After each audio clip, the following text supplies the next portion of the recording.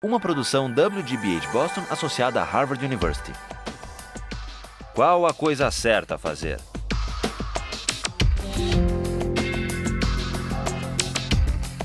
Justice, com Michael Sandel. Discutindo ações afirmativas. Last time, we were discussing the distinction that Rawls draws between two different types of claims. Claims of moral desert on the one hand, and of entitlements to legitimate expectations on the other. Rawls argued that it's a mistake to think that distributive justice is a matter of moral desert, a matter of rewarding people according to their virtue.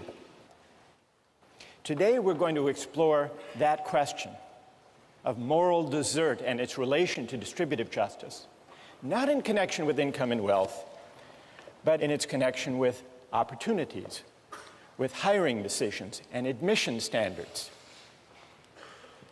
And so we turn to the case of affirmative action. You read about the case of Cheryl Hopwood. She applied for admission to the University of Texas Law School. Cheryl Hopwood had worked her way through high school. She didn't come from an affluent family. She put herself through community college and California State University at Sacramento. She achieved a 3.8 grade point average there. Later moved to Texas, became a resident, took the law school admissions test, did pretty well on that, and she applied to the University of Texas Law School. She was turned down.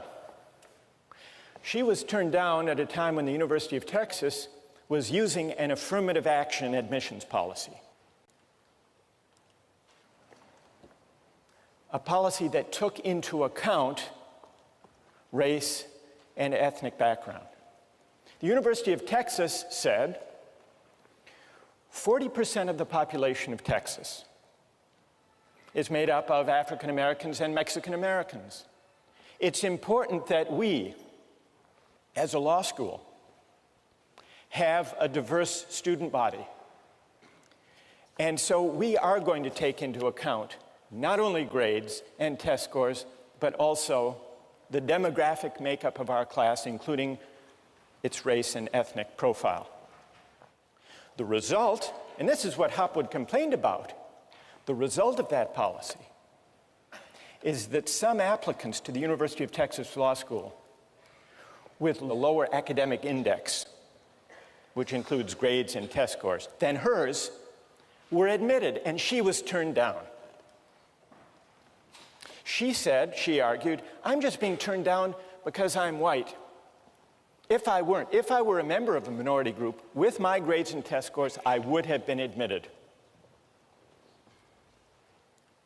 And the statistics, the admissions statistics that came out in the trial, confirmed that African American and Mexican American applicants that year who had her grades and test scores were admitted. It went to federal court. Now, put aside the law, let's consider it from the standpoint of justice and morality. Is it fair or is it unfair? Does Cheryl Hopwood have a case, a legitimate complaint? Were her rights violated by the admissions policy of the law school? How many would rule for the law school and say that it was just to consider race and ethnicity as a factor in admissions? How many would rule for Cheryl Hopwood and say her rights were violated? So here we have a pretty even split. All right, now I want to hear from a defender of Cheryl Hopwood. Yes? You're basing something on that's an arbitrary factor. You know, Cheryl couldn't control the fact that she was white or not in a minority.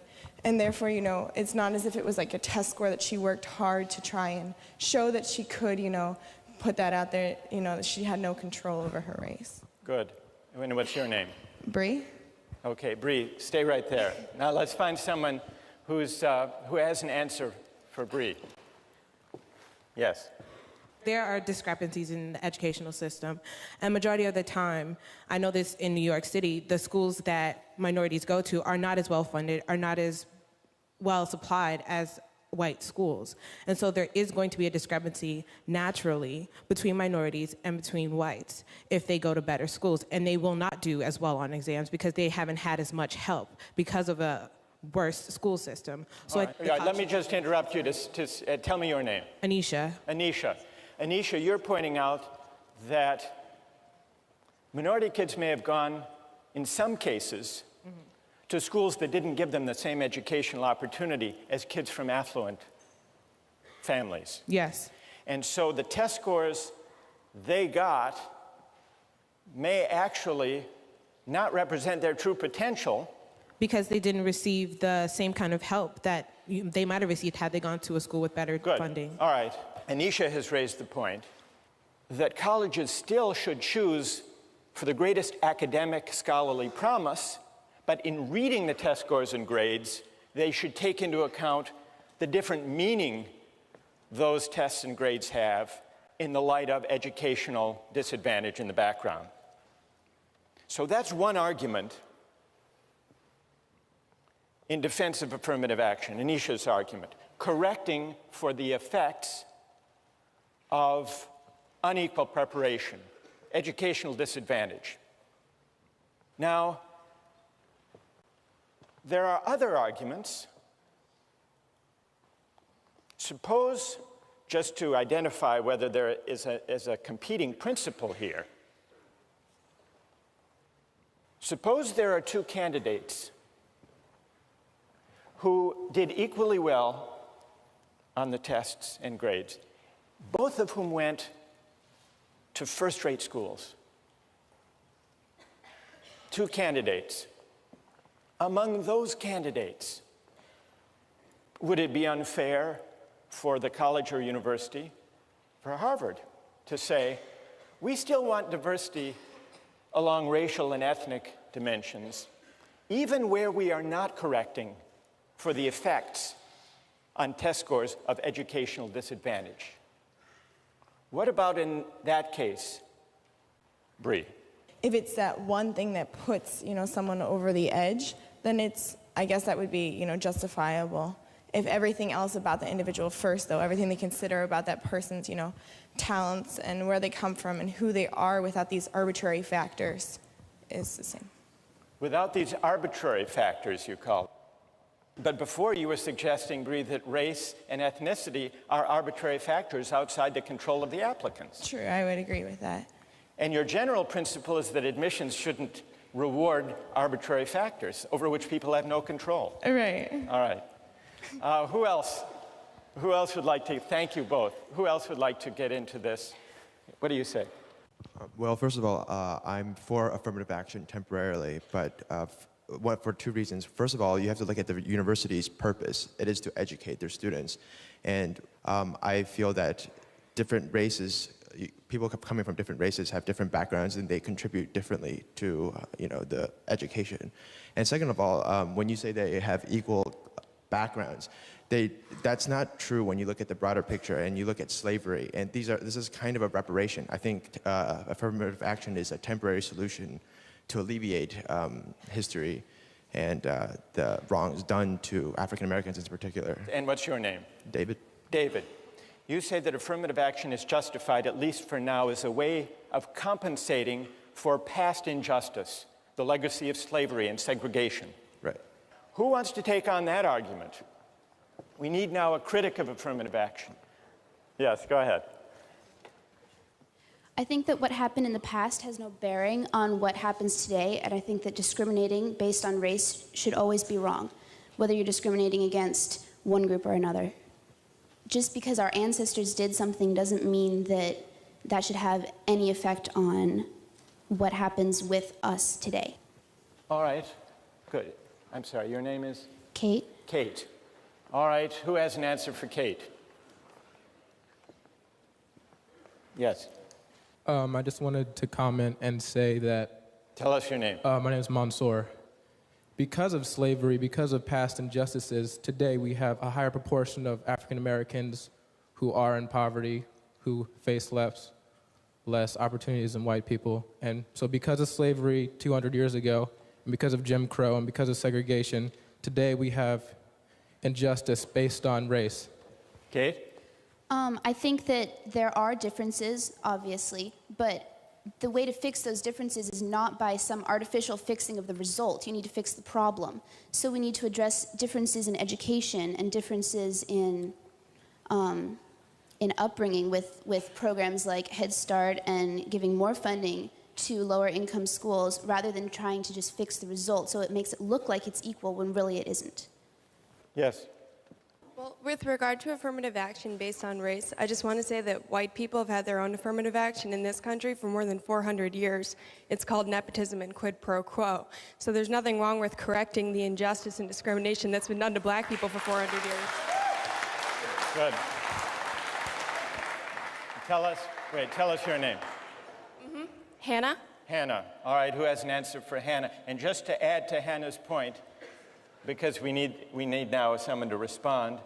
Hannah, you could have also mentioned legacy admissions. Exactly. I was going to say, if you disagree with affirmative action, you should disagree with legacy admission, because it's obvious from looking around here that there are more white legacies than black legacies in the history of Harvard University. And explain what legacy admissions are. Well, legacy admissions is giving an advantage to someone who has an arbitrary privilege of their parent having attended the university to which they're applying. All right, so a reply for Hannah. Yes, in the balcony, go ahead. First of all, if affirmative action is making up for past injustice, how do you explain minorities that were not historically discriminated against in the United States who get these advantages? In addition, you could argue that affirmative action perpetuates divisions between the races rather than achieve the ultimate goal of race being an irrelevant factor in our society. And tell us your name. Danielle? Hannah? I disagree with that, because I think that by promoting diversity in an institution like this, you further educate all of the students, especially the white students who grew up in predominantly white areas. It's certainly a form of education to be exposed to people from different backgrounds, and you put white students at an inherent disadvantage when you surround them only with their own kind. Why should race necessarily be equated with diversity? There's so many other forms. Why should we assume that race makes people different? Again, that's perpetuating the idea of racial division within our universities and our society. Hannah? With regard to African American people being given a special advantage, it's obvious that they bring something special to the table because they have a unique perspective, just as someone from a different religion or socioeconomic background would as well. As you say, there are many different types of diversity. There's no reason that racial diversity should be eliminated from that criteria. Yes, go ahead. Racial discrimination is illegal in this country, and I believe that it was African American leaders themselves, when Martin Luther King said he wanted to be judged not on the color of his skin, but by the content of his character, his merit, his achievements. And I just think that to decide solely based on someone's race is just inherently unfair. I mean, if you want to correct based on disadvantaged backgrounds, that's fine, but there are also disadvantaged white people as well. It shouldn't matter if you're white, black. Tell us your name. Ted. Ted? Yes. Think of Hopwood. It's unfair to count race, or I assume you would also say ethnicity or religion? Yes. Do you think she has a right to be considered according to her grades and test scores alone? No, there is more to it than that. Universities need to promote diversity. And So you agree with the goal of promoting diversity? There's ways to promote diversity besides discriminating against people solely based on a factor that they cannot control. All right, so what makes it wrong is that she can't control her race. She can't control the fact that she's white. That's the heart of the unfairness to her. Bree made a similar point, that basing admissions on factors that people can't control is fundamentally unfair. What do you say? There's a lot of things you can't control, and if you're going to go through it based on merit, like just based on your test scores, a lot of what you can achieve has to do with like the family background that you raised in. If both your parents were scholarly, then you have more of a chances of actually being more scholarly yourself and getting those grades. And you can't control what kind of family you were born into. So All right, I mean, good. That's a great rejoinder. What's your name? Da. Da. Ted, are you against advantages that come from the family you were born into? What about legacy admissions? I mean, I do believe that in terms of like a legacy admission, you shouldn't have a special preference. I mean, there is a legacy admission you could argue is another part of diversity. You could say it's important to have a small percentage of people that have several generation family attendance at a place like Harvard. However, that should not be an advantaged factor like race. That should just be another part of promoting diversity. Should it count at all? I think that alumni status, should it count at all, Ted? Yes, it should count. All right, I want to step back for a moment from these arguments. Thank you all for these contributions. We're going to come back to you. If you've listened carefully, I think you will have noticed 3 different arguments emerge from this discussion in defense of considering race and ethnicity as a factor in admissions. One argument has to do with correcting for the effects of educational disadvantage. That was Anisha's argument. This is what we might call the corrective argument. Correcting for differences in educational background, the kind of school people went to, the opportunities they had, and so on. That's one argument. What's worth noticing, though, is that that argument is consistent in principle with the idea that only academic promise and scholarly potential should count in admissions.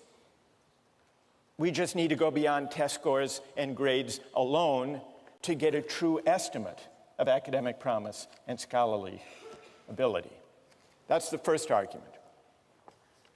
Then we heard a second argument that said affirmative action is justified even where there may not be the need to correct for educational disadvantage in a particular applicant's case. It's justified as a way of compensating for past wrongs, for historic injustices. So that's a compensatory argument, compensating for past wrongs. Then we heard a different argument for affirmative action from Hannah and others that argued in the name of diversity. Now, the diversity argument is different from the compensatory argument because it makes a certain appeal to the social purpose or the social mission of the college or university. There are really 2 aspects to the diversity argument. One says it's important to have a diverse student body for the sake of the educational experience for everyone. Hannah made that point. And the other talks about the wider society.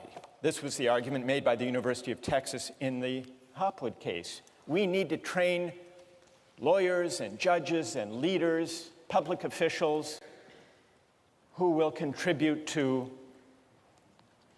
the strength, the civic strength of the state of Texas and the country as a whole. So there are 2 different aspects to the diversity argument, but both are arguments in the name of the social purpose or the social mission or the common good served by the institution. Well, what about the force of these arguments? We've also heard objections to these arguments. The most powerful objection to the compensatory argument is it fair to ask Cheryl Hopwood today to make the sacrifice, to pay the compensation for an injustice that was admittedly committed and was egregious in the past, but in which she was not implicated? Is that fair? So that's an important objection to the compensatory argument. And in order to meet that objection, we would have to investigate whether there is such a thing as group rights or collective responsibility that reaches over time. So having identified that issue, let's set it aside to turn to the diversity argument. The diversity argument doesn't have to worry about that question, about collective responsibility for past wrongs, because it says, for reasons Hannah and others pointed out, that the common good is served, is advanced, if there is a racially and ethnically diverse student body. Everyone benefits. And this indeed was the argument that Harvard made when it filed a friend of the court brief to the Supreme Court in the 1978 case, affirmative action case, the Bakke case. And the Harvard brief, the Harvard rationale, was cited by Justice Powell, who was the swing vote in the case, upholding affirmative action. He cited that as providing the rationale that he thought was constitutionally acceptable. Harvard's argument in its brief was this: we care about diversity. Scholarly excellence alone has never been the criterion of admission, the sole criterion of admission to Harvard College. 15 years ago, diversity meant students from California and New York and Massachusetts, city dwellers and farm boys, violinists, painters and football players, biologists, historians, and classicists.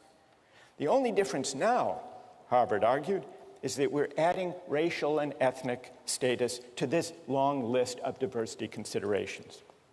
When reviewing the large number of candidates able to do well in our classes, Harvard wrote, race may count as a plus just as coming from Iowa may count, or being a good middle linebacker, or pianist. A farm boy from Idaho can bring something to Harvard College that a Bostonian cannot offer. Similarly, a black student can usually bring something a white student cannot offer. The quality of the educational experience of all students depends in part on these differences in the background and outlook that students bring with them. That was Harvard's argument. Now, what about the diversity argument? Is it persuasive? If it's to be persuasive, it has to meet one very powerful objection that we've heard voiced here by Ted, by Bree. Unless you're a utilitarian, you believe that individual rights can't be violated. And so the question is there an individual right that is violated? Is Cheryl Hopwood's right violated if she is used, so to speak, denied admission for the sake of the common good and the social mission that the University of Texas Law School has defined for itself? Does she have a right? Don't we deserve to be considered according to our excellences, our achievements, our accomplishments, our hard work? Isn't that the right at stake? Now, we've already heard an answer to that argument. No, she doesn't have a right. Nobody deserves to be admitted. Notice how this gets us back to the issue of desert versus entitlement. They're arguing there is no individual right that Hopwood has. She doesn't deserve to be admitted according to any particular set of criteria that she believes to be important, including criteria that have only to do with her efforts and achievements. Why not? I think implicit in this argument is something like Rawls's rejection of moral desert as the basis of distributive justice. Yes, once Harvard defines its mission and designs its admission policy in the light of its mission, people are entitled, who fit those criteria, they are entitled to be admitted.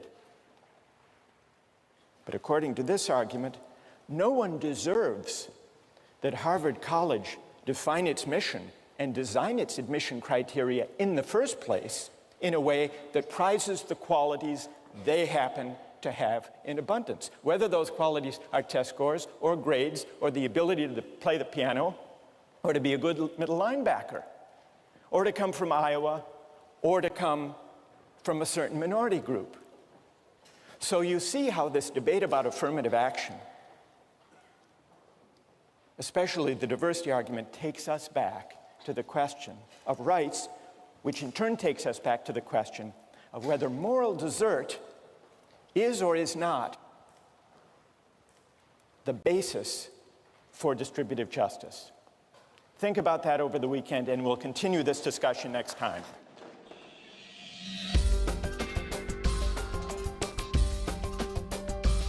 Suppose we're distributing flutes. Who should get the best ones? What's Aristotle's answer? Anyone? His answer is the best flutes should go to the best flute players because that's what flutes are for.